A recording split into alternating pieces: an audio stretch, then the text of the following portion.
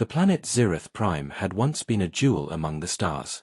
From orbit, it used to shimmer in shades of blue and silver, wrapped in glowing auroras and rings that glittered like diamonds. Cities floated on calm oceans, powered by pure energy drawn from the planet's crystalline heart. Now, it was dying. The oceans were thick with ash. Storms raged across the surface, ripping apart anything that tried to rebuild. The proud towers that once touched the clouds now stood broken, leaning like the bones of a fallen giant. Even the air was turning poisonous. Every breath the Zerati took was a reminder their world had reached its final days. In the capital's highest tower, the High Council of Zirith gathered one last time. 7 figures, cloaked in pale silver, surrounded a massive communication sphere that pulsed weakly with fading blue light. Each pulse was slower than the last, like a dying heartbeat.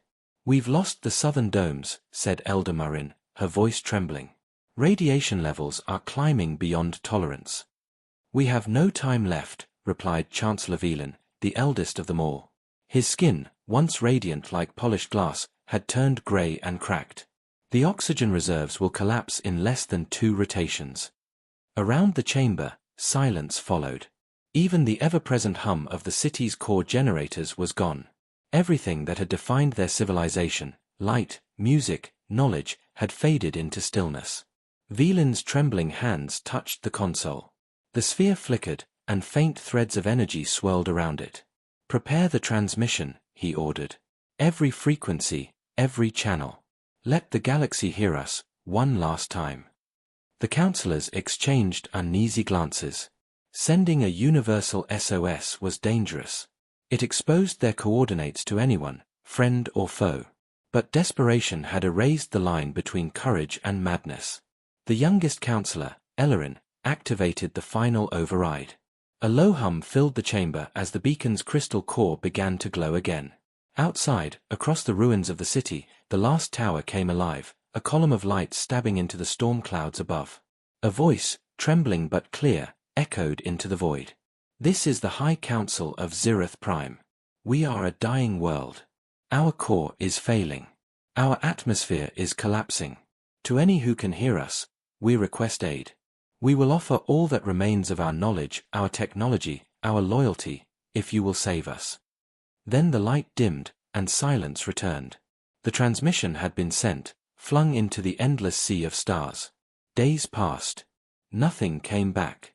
Every hour, Ellerin sat by the console, eyes fixed on the silent sphere. Static filled the airwaves, broken only by the distant groaning of the planet's crust. Outside, another city fell beneath a wave of storms. The sky had turned blood-red from the burning gas clouds. They were truly alone. But then, something happened. At first, it was so faint that Ellerin thought it was another power glitch. A brief pulse of light blinked across the console, once, then again. He leaned closer, his heart racing. "Signal," he whispered. The sphere trembled. A faint sound rose from its depths, static, followed by a low, distorted growl. The translator AI activated automatically, its holographic form flickering beside the console. "Unidentified transmission detected," it announced. "Origin, outer spiral arm. Unknown sector." Ellerin frowned. "Can you translate?" The AI struggled. Static roared, then deep, guttural tones broke through, nothing like any galactic language. The words came out broken, harsh, like metal grinding against stone. "We heard your call." Ellerin froze. The sound was raw, primal, and almost painful to hear. The AI processed more fragments. "We are coming." The lights flickered across the room. Elder Marin looked up in shock. "Who answered us? What world is that frequency from?" The AI hesitated before replying. Cross-referencing galactic archives, origin trace detected. Source: Planet Earth. The chamber fell silent. No one spoke. The name alone made their blood run cold. Earth.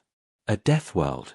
The Zerati archives spoke of it only in whispers, a cursed blue planet where the environment itself was lethal. Acid storms, unstable tectonics, violent life forms. A place where every living creature evolved through constant struggle and pain. No sane species would live there. No peaceful civilization could ever come from it. And yet, that was the world that had heard their cry. Chancellor Velin stepped forward, voice cracking. There must be a mistake. That world was classified uninhabitable centuries ago. Classification outdated, replied the AI. Multiple signals confirm intelligent activity. Technological level, advanced. Energy signatures, unlike any known pattern. The sphere flickered again, this time with more strength. A second message played, clearer than before, colder, sharper. Your distress has been received.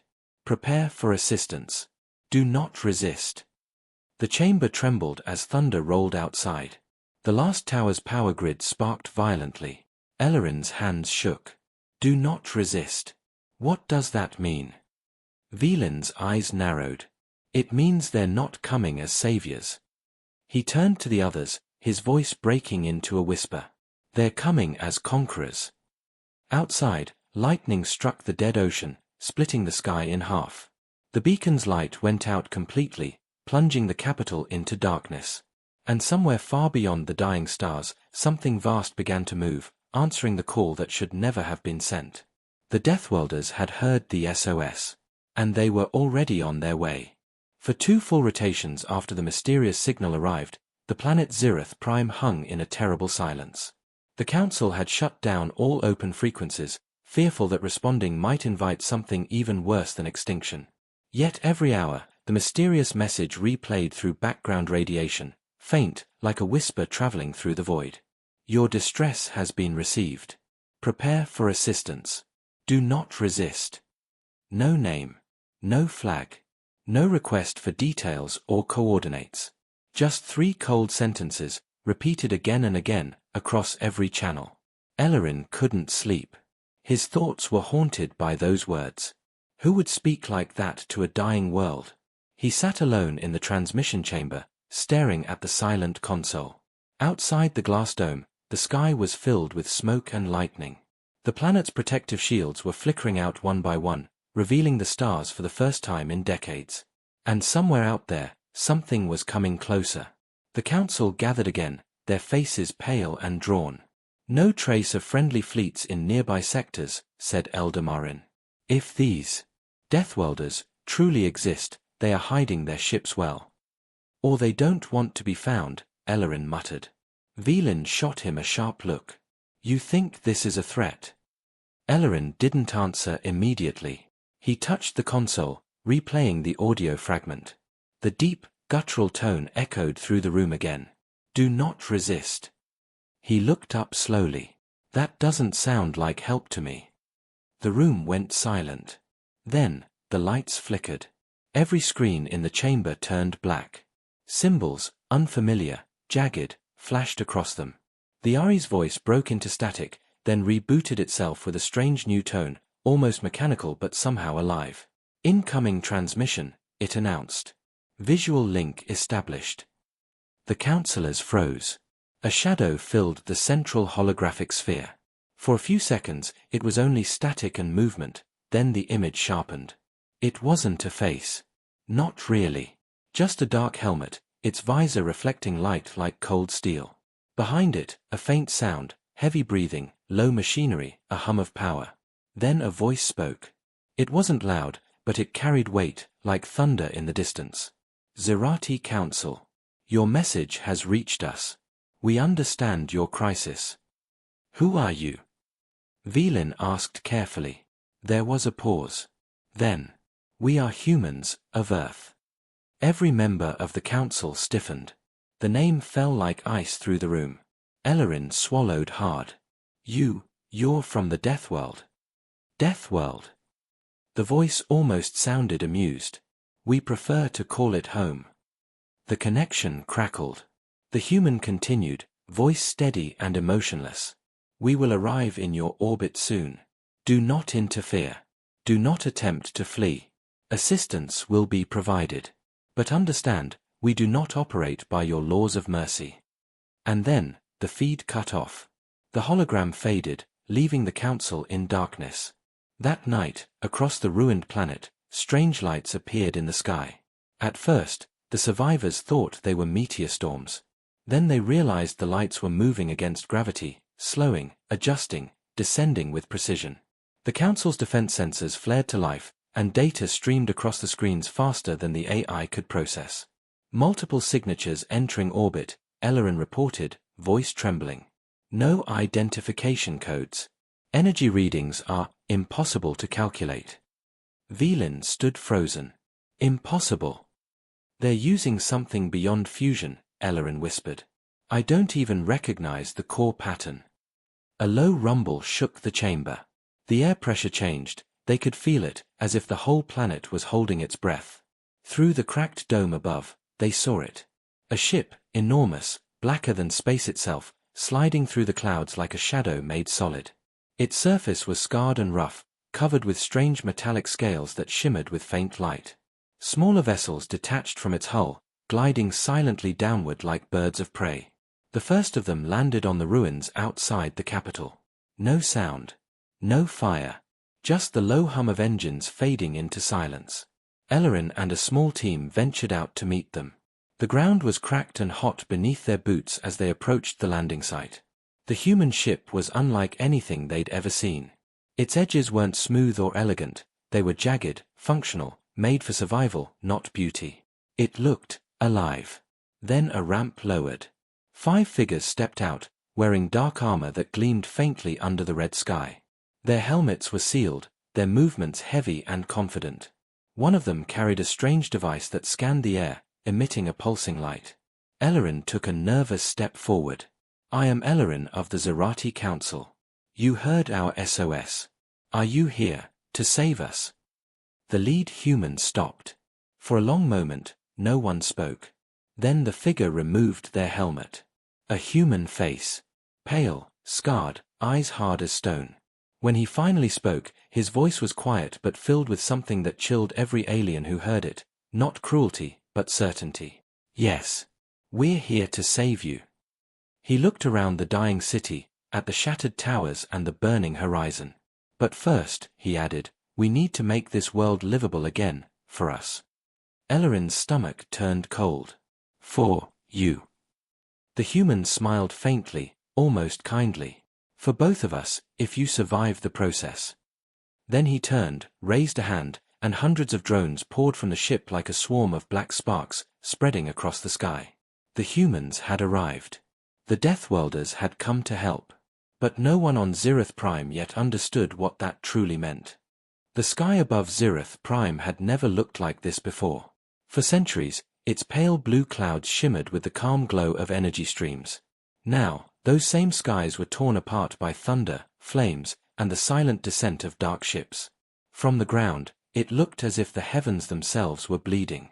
Everywhere the humans landed, the clouds split open and the light turned red. At first, the Zerati believed they were witnessing a miracle. The alien Deathworlders had brought machines that worked like magic. In the ruins of the capital, massive human drones hovered above broken towers, releasing waves of nanits that began rebuilding shattered structures in minutes. The air, once heavy with poison, started to clear. Rivers that had turned black began to shimmer again. The people whispered in awe. For the first time in years, they could breathe without masks. But not everyone was celebrating. From his observation post near the northern ridge, Ellerin watched the human work teams. Their ships moved in perfect coordination, like a single mind controlling them all. Their soldiers never spoke to each other, never rested. They simply worked, hour after hour, with quiet efficiency that felt unnatural. They're not fixing our world, he murmured. They're transforming it. The statement echoed in his head as he zoomed his visual scope. At the center of the city, the humans had built a towering structure of black metal, taller than any Zerati building. At its base, bright energy flowed from deep underground, forming molten streams of light that pulsed like veins. He didn't recognize the energy type. It wasn't Zerati, or anything in their archives. It was alive. Meanwhile, inside the newly built command structure, Commander Reese Kale, leader of the human expedition, observed holographic scans of the planet. His team stood silently behind him, armored figures with blank visors, faces hidden. Atmosphere stabilization at 40%, reported a technician. Toxicity levels dropping. Good, Reese replied. Proceed with Phase 2. Begin core mapping. The technician hesitated. Sir, what about the natives? They're growing suspicious. Reese didn't even look up. They called for help. Help is what they'll get. He tapped a control node, and the image of the planet's core filled the room, glowing, unstable, full of fractures. Once we finish extraction, this world will be safe for human habitation. And for them? Someone asked quietly. Reese finally looked up, his eyes cold. If they can adapt, they'll live. If not, then they were already dying. Back at the Zerati Council chamber, Chancellor Velan and the elders watched the transformation unfold with a mixture of hope and fear. They repaired the oxygen domes in less than a day, Elder Marin said. No species in the galaxy can do that. Yes, Velan replied softly. But they also drained 3 of our geothermal cores in the process. Ellerin entered, his voice urgent. I've been monitoring their energy fields. They're pulling resources straight from the planet's heart. At this rate, our crust will collapse within weeks. Gasps filled the chamber. Are you certain? I've seen the readings myself. Their machines are burrowing deep into the mantle. Velan's face hardened. Then we need answers. Now. Hours later, under the burning red sky, a delegation of Zerati approached the human base. The massive doors opened without sound. The air inside was cold, metallic, and smelled faintly of ozone. Commander Reese Kale stood waiting. His armor gleamed under harsh lights. Velan spoke first, his voice steady but firm. You have done much to aid us, Commander. But we must understand your purpose. Why are your machines digging into our core? Reese's expression didn't change. He folded his arms behind his back. Your world structure is unstable. We're stabilizing it. By draining it? Velan asked. By reshaping it, Reese corrected. Your planet will soon be strong enough to survive any cosmic event. But to achieve that, we must change its foundation. Ellerin stepped forward. You mean you're terraforming it, turning it into a death world like your own? Reese finally smiled, but it was not a kind smile. Death worlds don't die easily. You called for salvation, this is how we ensure it lasts. Velan's voice trembled. You can't just take our home and make it something else. Reese turned his gaze toward him, eyes dark as space. Your home was already lost, Chancellor. We're giving you a new one that can survive. Survive, for whom? Ellerin whispered. The commander's silence was the answer. That night, across Zerith Prime, the miracle became a nightmare. Human machines began burrowing deep into the crust, glowing with red light. The ground trembled. Rivers boiled. Skies turned crimson from the energy release. Entire regions were sealed off by invisible barriers. The Zerati who approached were turned away by human drones that stared with empty visors but moved with deadly precision. The once peaceful capital now looked like a fortress under siege, only this time, the invaders were their saviors. Ellerin stood on the broken balcony of the council tower, watching the horizon burn. In the distance, the humans were building something, a massive ring structure spanning miles, circling the planet's largest canyon. Its purpose was unknown, but it pulsed with the same energy as the human ships. Behind him, Marin whispered, her voice full of dread. What have we done? Ellerin didn't answer. His eyes stayed fixed on the red horizon, where the human machines moved like insects in perfect formation. He thought of their message again, the one that started it all. We heard your call. We're coming. Now he understood what it truly meant. The Deathworlders didn't come to save them. They came to make them like themselves. And as the first red dawn rose over the burning world, the Zerati finally realized. Their rescue had already become their reckoning. The next 7 cycles on Zerith Prime changed everything. The humans, the Deathworlders, had spread across the planet like a dark storm.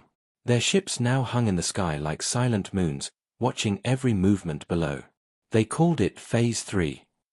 The Zerati called it something else. Occupation. At first, the humans still helped. Their drones repaired oxygen towers, purified water, and restored power to the dying cities. Entire districts that were once lifeless came back to light. To the starving and desperate, it looked like salvation. But salvation came with rules. Human soldiers began patrolling the streets. They didn't speak. They didn't threaten. They simply watched. Zerati citizens were told to remain indoors during planetary restructuring. Any who crossed the red-marked zones vanished, taken by drones and never seen again. The Council demanded answers, but Commander Reese Cale offered only one reply. You asked for help. Help has a cost. Inside the human command base, the air was filled with the sound of machines humming, deep, steady, like the heartbeat of something alive. The central reactor glowed with crimson energy, and every time it pulsed, the ground itself seemed to shake. Ellerin stood there, trembling as he watched the data streaming across his stolen console. He'd broken into the base's outer systems using an old Zerati encryption trick. And what he found made his blood run cold. The humans weren't just mining resources. They were changing the planet's genetic blueprint. Massive terraforming reactors were rewriting the chemical balance of the soil and the air, altering it to suit human biology. In less than 50 cycles, Zereth Prime would no longer be a Zerati world, it would be a death world reborn under human design. And the Zerati would never survive it. That night, a meeting took place deep beneath the ruined council chambers. The elders sat in a dim, cracked hall lit only by the blue glow of dying crystals. Ellerin placed the stolen data core on the table. This is what they're doing, he said. They're building a world that will kill us.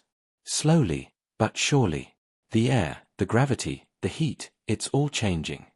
Elder Marin's voice broke. But they said they were saving us. They are saving something, Ellerin replied bitterly. Just not us. Veland's tired eyes met his. Then why not destroy us outright? Why pretend to help? Ellerin hesitated. Because they need us alive, for now. He tapped the console again, showing another set of files. They're experimenting with hybrid gene structures. Mixing human DNA with our own. Testing compatibility. The room fell silent. Even the air felt heavier. They're trying to change us, Ellerin whispered. Turn us into something that can live on their world, or die becoming it. At dawn, the humans made their next move. Every city was ordered into lockdown. Loudspeakers echoed through the streets in the cold, emotionless voice of the human AI. Do not resist. Remain calm. Integration zones are being established. Ellerin watched from a rooftop as human drones descended on the city square. They released thin clouds of silver mist, microscopic nanites that sparkled in the light before disappearing into the air. Within hours, hundreds of Zerati fell ill. Skin changed color. Breathing patterns shifted. Something inside their bodies was rewriting them from within. The humans called it the adaptation process. Inside his command center, Commander Reese Cale observed the data. Subject response, within parameters, the AI reported. Adaptation rate increasing by 3.6%. Reese nodded slowly. And fatalities. Acceptable. He looked out the window toward the city below, where fires and red smoke filled the horizon. You called us monsters once, he said quietly. But we're the only reason life still exists here. Meanwhile, deep beneath the surface, panic spread among the Zerati. Families hid underground, afraid to breathe the air. The once proud cities of crystal now looked like prisons under red skies. Ellerin led a small resistance, scientists, engineers, soldiers who refused to accept extinction disguised as mercy. He hacked into the human communication grid, recording everything he could. He knew if they couldn't fight the Deathworlders with strength, they would fight them with truth. One night, as he watched the red horizon from the shadows, Elder Marin joined him. Her voice was soft, almost broken. Do you think they ever meant to save us? Ellerin didn't look at her. His eyes were fixed on the human ships, their dark silhouettes glowing against the firelit clouds. They meant to survive, he said. And they'll reshape anything, anyone, that stands in their way. By the end of the cycle, the transformation had begun in full. The air was heavier. The gravity stronger. The planet's heart burned hotter. And for the first time in Zerati history, their world had two suns, the real one above, and the artificial one below, pulsing from the core where human machines had taken root. Veland, once the strongest voice of hope, stood on the balcony and watched it rise. His voice was little more than a whisper. "We called them. And now we can't stop them." The others joined him in silence. Across the sky, human ships moved in perfect formation, blocking the stars with their shadows. The Zerati had traded extinction for survival. But the price of help was their world, and soon, their very existence. The Deathworlders had not come to save life. They had come to reshape it. The sky above Cora 9 burned with strange light. It wasn't fire, at least not the kind the Corellians understood. It was something deeper, alive, as if the heavens themselves were tearing open. The alien fleet had come. From the ground, the survivors of the outpost watched in terrified silence. The ships didn't glide like the graceful silver crafts of the galactic races, they roared. Their hulls were blackened and scarred, built not for beauty but for battle. Lightning-like energy crawled across their sides as they broke through the atmosphere. "Are those Deathworlder ships?" whispered Lyra, clutching her trembling hands. Aaron said nothing. He had seen countless war fleets before, but nothing like this. Each ship looked alive, like beasts made of metal and fury. As the first vessel landed, the ground shook violently. Dust clouds rose, covering everything in a red haze. For a long, dreadful moment, no one moved. The air was thick with static energy, every breath felt heavy, like breathing through fear itself. Then, the hatch opened. The Deathworlders emerged. They were tall, wrapped in dark armor that looked grown rather than built. The plates moved slightly with their bodies, like muscles beneath skin. Their faces were hidden behind helmets with glowing red visors. Their steps were heavy and deliberate, every movement carried purpose, precision, and a strange kind of restrained rage. One of them stepped forward. His voice came through a translator, low and metallic. "Who sent the distress call?" Aaron forced himself to step out. His heart raced, but curiosity won over fear. I did. We were under attack by the Dravari. You came to help." The Deathworlder tilted his head. "Help?" His tone was unreadable. "Yes. That's one way to describe what we do." Behind him, more humans descended from the ship. Some carried heavy weapons that pulsed with blue light, while others scanned the area with strange handheld devices. The machines hummed softly, echoing through the barren landscape. Lyra's voice cracked.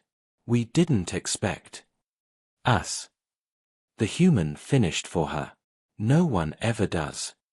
Without warning, one of the humans slammed a metallic rod into the ground. The rod expanded, forming a field of blue light that spread across the area. The surviving Dravari corpses began to disintegrate. Their armor melted, their weapons turned to ash. Lyra gasped. "What is this?" The human commander looked up, his visor reflecting the fading red sky. "Containment. We don't leave infection behind." Aaron's mind raced. Infection? Were they talking about the Dravari, or about them, the Corellians? Before he could ask, the commander's visor dimmed, revealing a pair of human eyes, cold, calculating, but strangely sad. "We got your message," he said quietly. "But next time, be careful who you call." Aaron frowned. "You mean?" The human looked toward the sky. More Deathworlder ships were descending, hundreds of them. "You called for help," he continued. "But the moment that signal went out, every warlord in 3 sectors heard it. You didn't just ask for help, Corellian, you lit a beacon for war." The survivors fell silent. The meaning of his words sank in like a blade. Far above them, the stars flickered, one by one, disappearing behind the incoming Deathworlder fleet. The sight was both beautiful and horrifying. Lyra whispered, "Are you here to save us?" The human commander turned his gaze toward her. "We don't save. We end things." And then, he tapped his wrist device. A faint hum spread through the air. The Dravari mothership, still orbiting Cora 9, began to glow. Within seconds, it burst into a silent explosion, pure light scattering across the night. The survivors screamed and covered their eyes. When the light faded, the commander lowered his wrist. "That's how we help." Aaron stared at him in disbelief. "You destroyed them, just like that." The human nodded once. "You asked for salvation. We brought finality." He turned to his soldiers. "Secure the planet. No survivors from the Dravari. No witnesses beyond this zone. Lyra's voice trembled. Witnesses? What do you mean? Before she could finish, two Deathworlders aimed their scanners at the Corellians. Aaron took a step back. Wait. We called for help. You can't. The commander raised his hand. We can. Because this, he gestured at the devastated battlefield, is what happens when soft worlds call monsters for mercy. The air grew heavy again, charged with tension. The Deathworlders were not rescuers. They were executioners of chaos itself.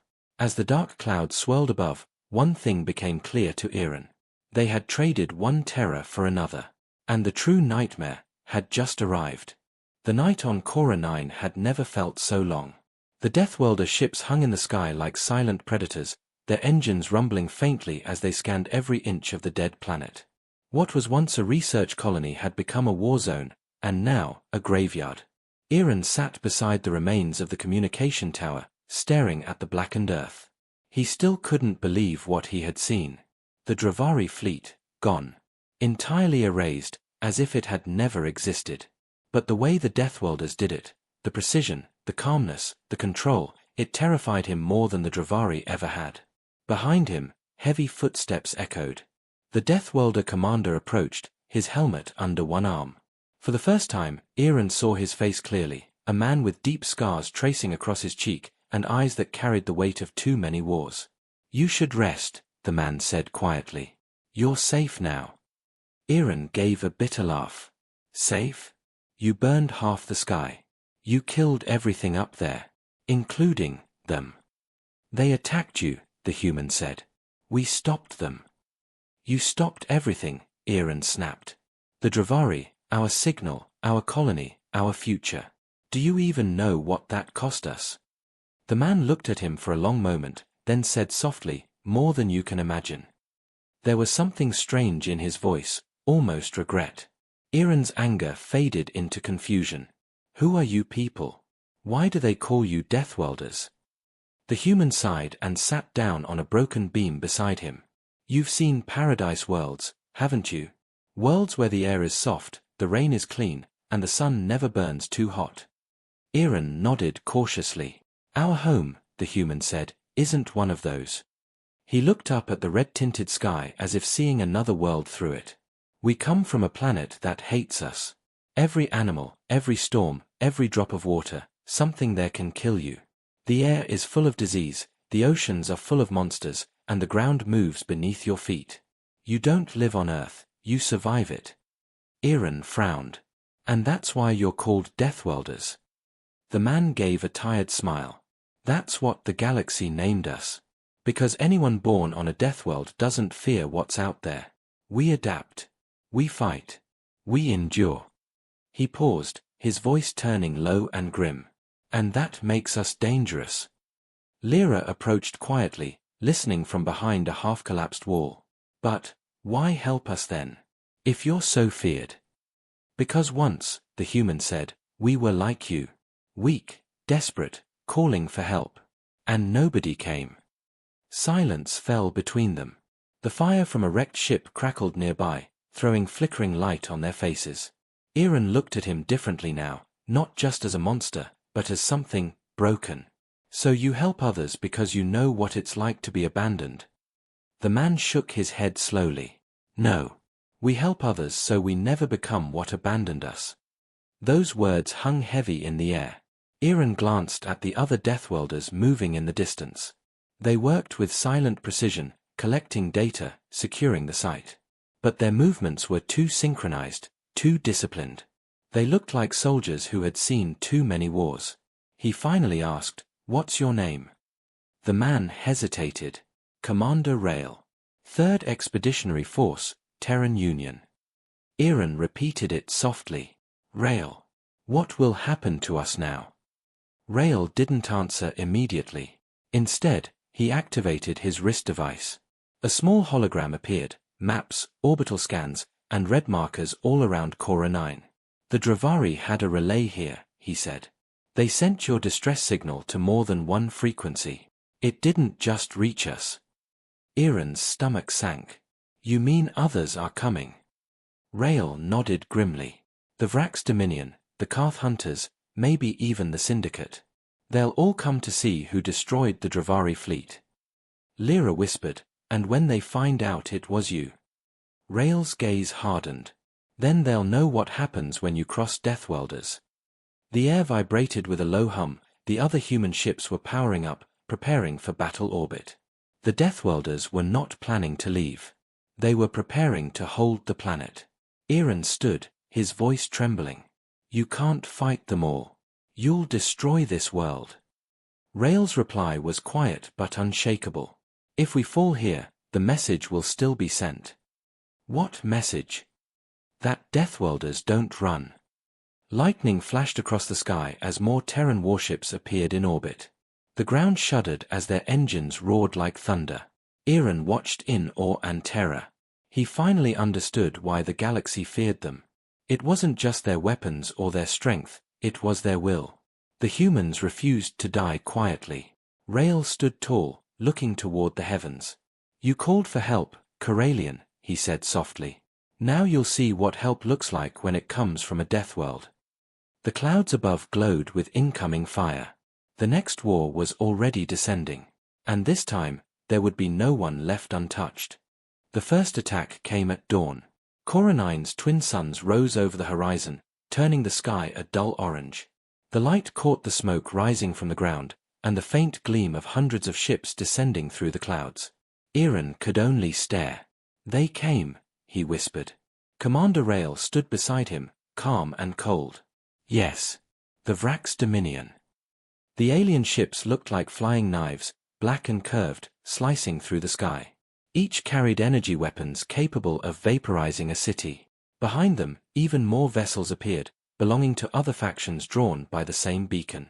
The distress call had become a signal of war. Lyra's voice trembled. There are too many of them. You can't fight that. Rael's lips curved into the faintest smile. We don't fight fair.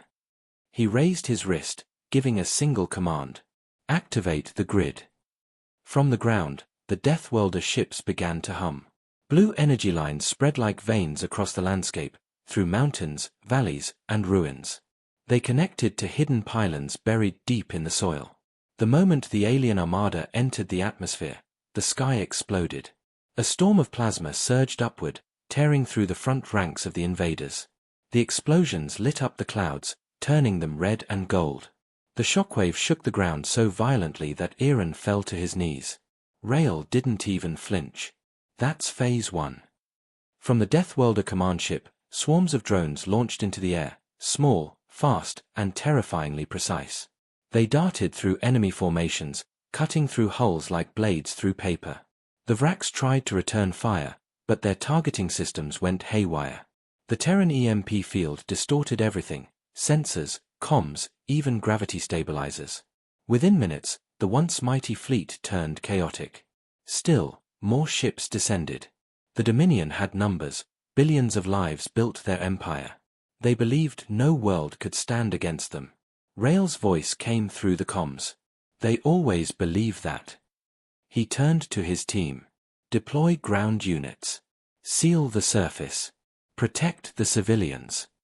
The ground shook again as armored dropships hit the surface. Massive walkers, half machine, half beast, marched across the desert plains. Human soldiers moved between them, each wearing exo-armor glowing with pale red light. Eren could hardly breathe as he watched them. You're not soldiers, he said softly. You're something else.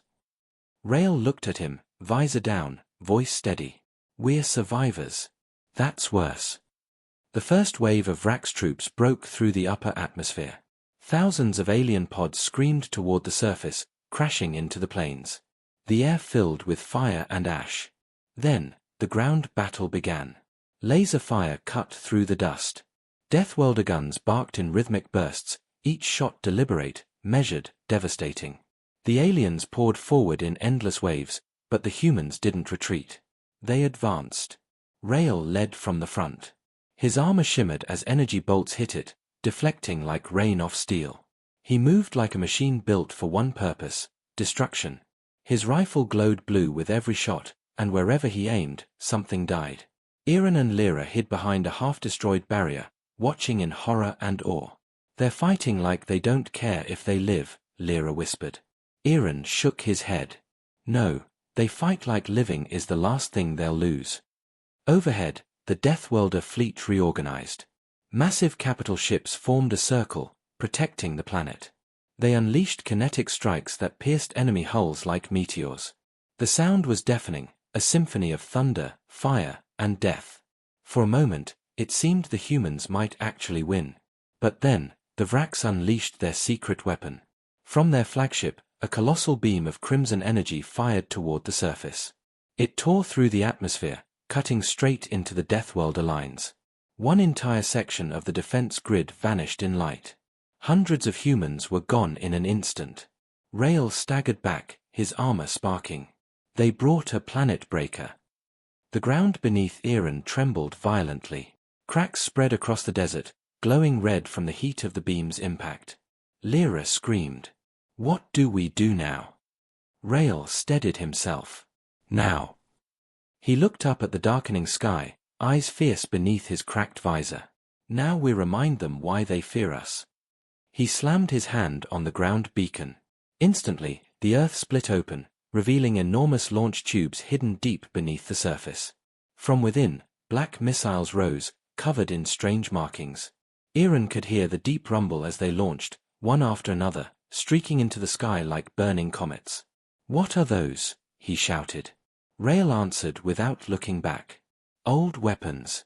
Things we swore never to use again." The missiles broke through the cloud layer and detonated high above the atmosphere. The explosion didn't look like fire, it was light, expanding in every direction, silent and pure. When the glare faded, the enemy ships were gone. Just gone. Not destroyed, not burning, simply erased. The world fell quiet. Only the sound of the wind remained. Aaron turned slowly toward Rael, who stood motionless, his armor still smoking. "You wiped out thousands of ships," he said. "That wasn't a battle, that was extinction." Rael's voice was low, heavy with something between pain and pride. "That's what you called for when you asked for help." He looked up at the empty sky. "And now every empire in the galaxy will come looking for the ones who ended the Vraks' dominion in a single night." Aaron shivered. The war was not over, it was only beginning. And for the first time, he truly understood the warning. Never call for help from a Deathworlder, unless you're ready to live through their kind of mercy. The war was over. But Cora 9 was no longer a planet. It was a scar. The once green colony world was now covered in black ash and glass. The skies were filled with dust that glowed red when the suns rose, and the air carried the metallic scent of war. Nothing moved except the wind, and the Deathworlders. Aaron stood at the edge of a crater so vast it stretched beyond sight. The ground still smoked faintly, and shards of melted metal glimmered like fallen stars. He had seen the end of the Vraks' dominion. He had seen the impossible, a single fleet of humans destroy an entire armada. But victory didn't feel like triumph. It felt empty. Commander Rael walked up behind him, his armor cracked and covered in dust. He no longer looked like a god of war. He looked like a man who had carried too much. "They're gone," Aaron said quietly. "All of them." Rael nodded. "Yes. But their signal won't stay silent for long." Aaron turned. "Signal?" "The galaxy saw what happened here," Rael said. "Every listening station, every empire, every scavenger fleet, they all saw Cora 9 burn. They saw the Deathworlders rise." Lyra joined them, her voice weak from exhaustion. "Then they'll come for revenge." Rael's expression didn't change. "Let them." He walked toward a half-buried communication tower, now cracked and sparking. "We didn't come here to conquer. We came here to warn them." Aaron frowned. "Warn them? By wiping out a civilization?" Rael stopped and turned to face him. "You called us because you were dying. You thought mercy meant safety. But mercy from Deathworlders means ending the danger permanently. That's how we survive." Aaron wanted to argue, but he couldn't. Everything Rael said was true, brutal, but true. The galaxy had always feared the humans. Now it would remember why. Far above, the Deathworlder fleet began to rise from the atmosphere, heading toward the void. Their engines left blue trails across the sky, streaks of light in a world of shadow. Lyra watched silently. "Will you leave us here?" Rael paused. "You'll rebuild. If you choose to live, you'll live stronger." He looked at her with something like respect. "That's what it means to survive a Deathworld." A soft tone came from his wrist device. "Commander," a voice said, "the Council is demanding your report. The entire galactic network is broadcasting what happened." Rael sighed. "Of course they are." He pressed the communicator and spoke calmly. "Report this, Cora 9 has been secured. The Dominion threat is neutralized. But make sure they all hear the message, Deathworlders do not conquer. We respond." Static filled the air, then silence. Aaron looked at the wreckage of the world around him. "You really think anyone will believe that?" Rael gave a faint, tired smile. "They don't have to believe it. They just have to remember it." He turned, motioning to his troops. One by one, the Deathworlders entered their ships, their dark silhouettes vanishing into the mist. When the last transport lifted off, the sky roared again, but this time, it wasn't the sound of war. It was the sound of departure. Aaron and Lyra stood together, watching the humans fade into the distance. "What do you think will happen now?" she asked softly. Aaron looked at the horizon. "The galaxy will fear them even more. But maybe they'll think twice before starting another war." Lyra nodded slowly. "Maybe fear is what peace needs." As the final Deathworlder ship disappeared among the stars, a strange quiet filled the air. The wind carried only the whisper of fire, and something else. A feeling. Not safety. Not relief. Something darker, older, respect. Because every being who saw what happened on Cora 9 would remember the truth. The Deathworlders were not saviors. They were survivors.